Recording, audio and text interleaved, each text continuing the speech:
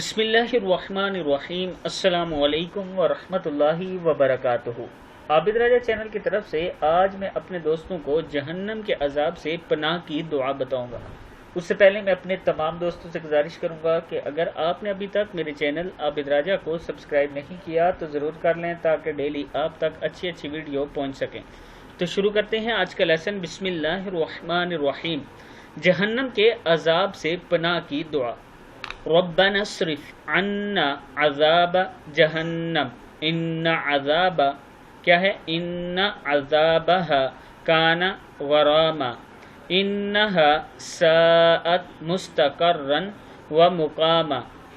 اے اللہ ہم سے دوزخ کا عذاب دور کر دے، بے شک اس کا عذاب پوری تباہی ہے، بے شک وہ بڑا برا ٹھکانہ اور بری قیام گاہ ہے۔